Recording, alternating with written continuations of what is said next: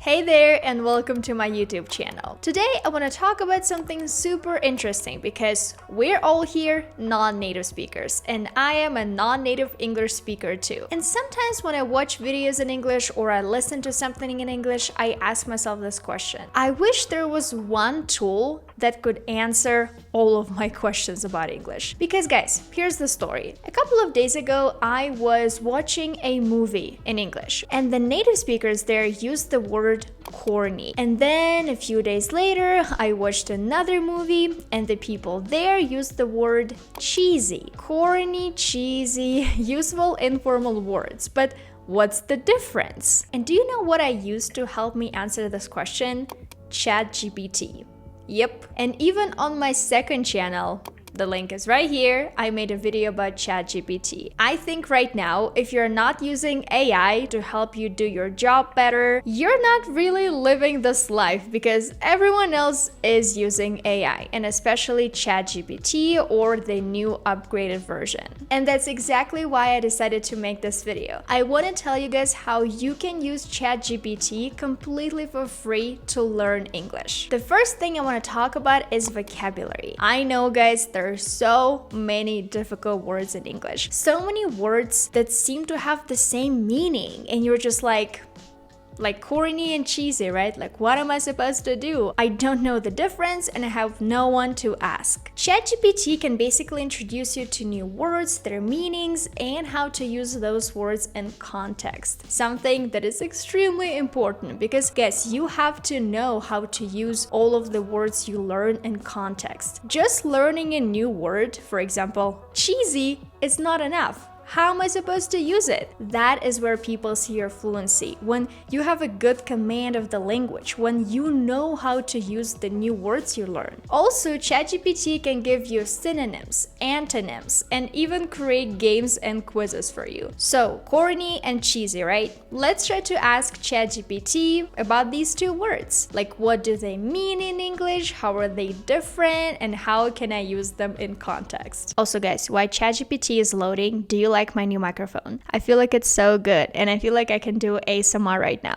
Let me know in the comments if this is something you're interested in. In English, corny and cheesy are both used to describe something that is overly sentimental, cliched, or lacking in originality. So as we can see, corny is basically something old-fashioned, right? Something that is kind of forced or awkward. For example, a joke. This is a very good example because usually people use the word corny when they talk about jokes. Like, that joke was really corny, or, you know, it's just so stupid. And here ChatGPT is giving us an amazing example. A joke that was popular in the 1950s may be considered corny by today's standards. I never heard that one before. It's pretty corny. Also, a lot of people consider knock-knock jokes corny, and a couple of days ago I actually published a short video here on YouTube with one knock-knock joke in English. If you understand this joke in English, your English is pretty good. Knock knock. Who is there? Let us.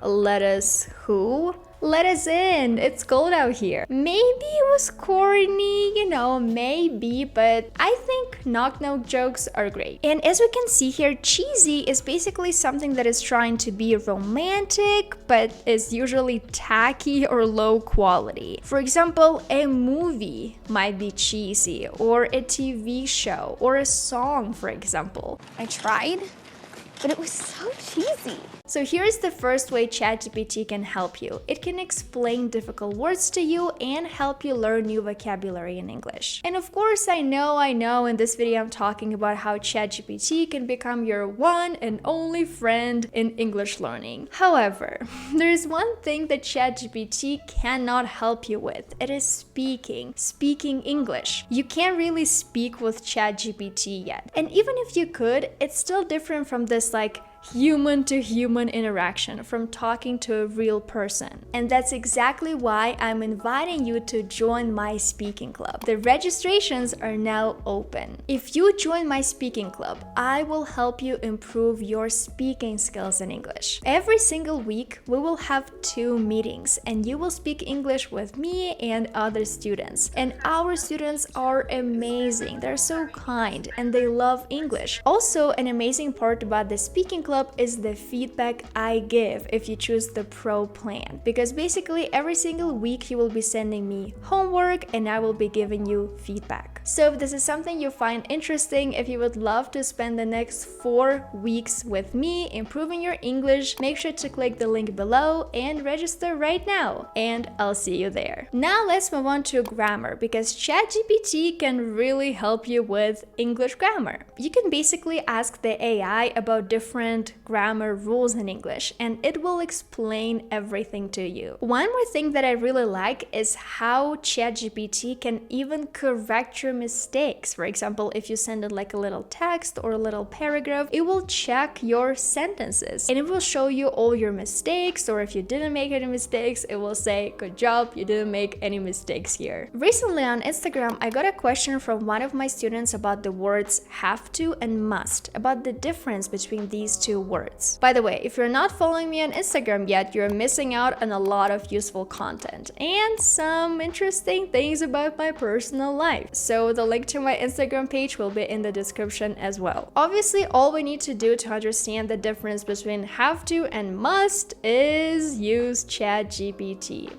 Let's try. Okay, so in English, have to and must are both used to express obligation or necessity, but there is a slight difference in their usage. So the first thing is obviously have to is more commonly used in everyday speech and kind of suggests this necessity. I have to, otherwise there will be consequences. For example, I have to finish this report by the end of the day. If I don't, maybe I will lose my job. I have to remind myself that some birds aren't meant to be caged.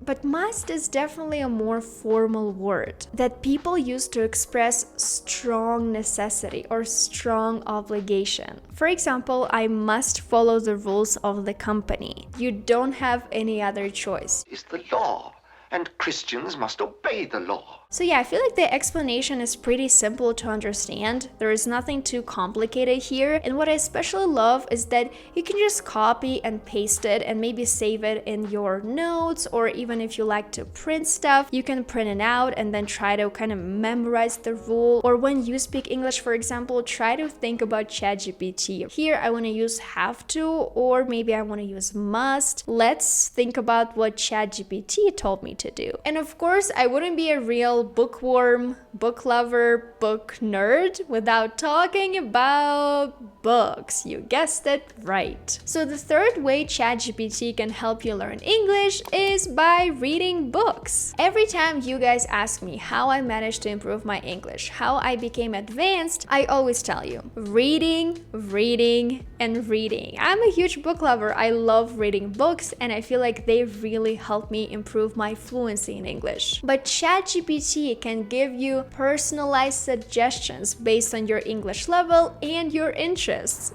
Crazy. And plus, if you're feeling kind of lazy, if you don't want to read the whole book, ChatGPT can give you a short summary. Even better. And the final thing that I found extremely useful that ChatGPT can do is quiz you. For example, you've read a book and you feel like you're not sure if you remember everything about the story, so you can ask ChatGPT. You can say, please, can you quiz me on this book because I don't remember anything. I'm an intermediate student in English and I love sport. I want to start reading books in English. What books would you recommend? Give me a couple of books that won't be too hard for me to read. So as you can see, ChatGPT just gave us 5 amazing book ideas. Obviously, guys, it's absolutely possible that once you start reading the book, you feel like maybe it's boring or maybe it's too hard. So if it is the case, don't worry about it. Just move on to the next one. Believe me, you will find a book you will enjoy reading. And when it comes to quizzing you guys, I want to ask ChatGPT this question. Can you please quiz me on the first Harry Potter book? If you're a real Harry Potter fan, you will be able to answer all of these questions no problem. I feel like I'm probably gonna struggle a little bit because even the first question is so hard. What was the name of the school Harry attended before Hogwarts? I don't remember. Do you remember, guys? If you do, please let me know in the comments. This was the year we said goodbye to Harry Potter. Okay guys, so I think that's it. That's it for this video, and these are all the ways you can use ChatGPT to help you learn English. Again, when you learn new words, if you don't understand a grammar rule, for example, and if you want to read something in English. And what is even better is that it's available 24/7. So if at 4 a.m. you find yourself wondering, what's the difference between cheesy and corny, and you can't fall asleep, all you need to do is open ChatGPT and it will give you all the answers. Again guys, don't forget about the fact that ChatGPT cannot really help you with speaking practice. For that, I invite you to join my speaking club. The link to register is in the description. Thank you guys so much for watching this video. I'll see you in my next one.